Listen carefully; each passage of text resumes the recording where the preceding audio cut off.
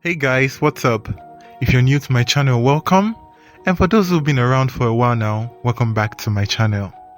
So, as some of you might have noticed lately, I've been talking about Avatar The Last Airbender a lot, because of the Netflix remake.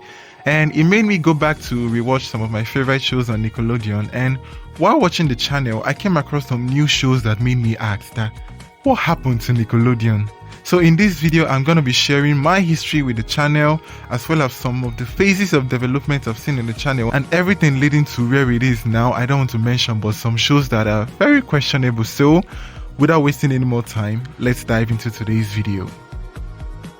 Now, people my age would agree that Nickelodeon was the go-to channel for great shows, great teen sitcoms, and everything interesting was going on in that channel alongside other channels. They had great shows like Drake and Josh, Victorious, iCarly, The Thundermans, the list goes on. So for me, when I started developing interest in teenage shows was when iCarly and Victorious was all filming. By then Drake and Josh was already over, and I fell in love with these shows because they were so funny, so good, and it had a lot of fan base. And then I was invested in it. But then when iCarly and Victorious were filming, I was still very young. So I got to relate more with shows like The Thundermans and Airbender because most of the cast members were around my age.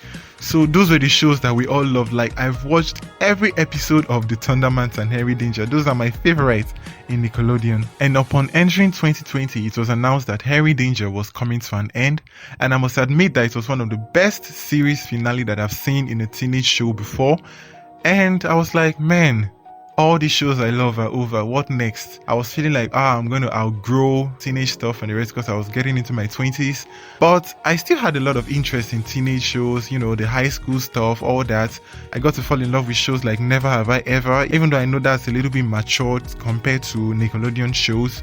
I also fell in love with High School Musical, the series. And those are all high school shows, good shows that still captured me at my age. But then we started seeing shows like Side Hustle, Cousins for Life, Young Dylan, Goldies, Oldies, and I have to be very honest, these shows did not connect with me at all. I don't want to say anything bad about them because as a viewer, I can't create a show or anything. I'm just talking from a viewer's point of view, but these shows, they lacked that spice, that Airbender, the Thundermans, Night Squad, all those shows. It just lacked that feeling that it all had. And I was like, whoa, this is not looking good. Is it that I'm outgrowing these shows? But it turned out I was not the one outgrowing Nickelodeon, because even my younger nephews and nieces who are 14, 12, thereabouts, they found these shows extremely boring and they stopped watching Nickelodeon entirely because they were like, if not Airbender, Thundermans and all that, they don't watch any other thing. They switch to other channels and then check out other shows like Hannah Montana and the rest, because these new shows, they were not vibing with it at all. And it made me wonder that what happened? Like, this isn't the Nickelodeon that we were used to or that brought good stuff to us. Because if you're talking of transferring into a new generation, we saw how that happened with Victorious leading into Thundermans and Airbender, how it connected with everything and still brought new and great shows. But then this time around, it was just a different story entirely. And one might argue that these shows, they were created by Dan Schneider, who was a genius behind most of these shows I'm mentioning. But we have people like Jed Spingarn, who created the Thundermans, and other shows like Night Squad, Nicky Ricky Dicky and Don. They were also great from different producers and all that. So I don't just know what went wrong these later years. It's just so sad because I love Nickelodeon, and there was this funny TikTok video of this guy like pointing out the obvious fact that these shows were good and these ones were, crap. I know it was so funny, but the guy was speaking the truth because these were shows we enjoyed and we're hoping that we can still continue watching it. But turns out these shows, they're just not so good. In fact, to be honest, the only show from 2020 and beyond which I still watch in Nickelodeon and enjoy is Danger Force. And that's because it has Captain Man and Schwarz, the new characters. They're good. Yeah, they're good. So that is still a sign that there is hope for Nickelodeon, because this new Danger Force, it doesn't have Dan Schneider in it and he's still delivering, although the characters were, created by him. So either way, you know what I'm talking about.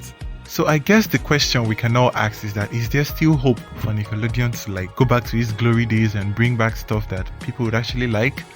Well, I'm seeing that new shows are coming out in 2022, and they might actually connect to the younger audience. I don't know. And I feel with the rise of streaming platforms, they have to do something about that, to make it more available, not only on TV, but just on the go, so that people can check it out the way Disney Plus have incredible shows, HBO Max, Netflix and all that. So if they can branch out that way, I'm guessing maybe it will make their shows more accessible to the younger generation, because a lot of kids these days are not that into TV shows. But I don't know, I'm just talking from what I know from where I come from. So in the end, these shows, people might love them. I know definitely that people love them. That's why they're still going on.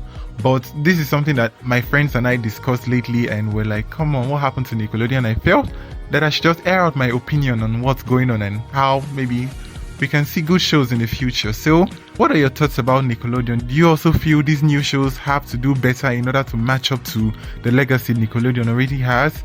Share your ideas on how maybe Nickelodeon can do better. Let me know that down in the comment section below. Thank you for watching this video. Please hit the like and the subscribe button. You can check out more of my videos, and I'll see you next time. Bye.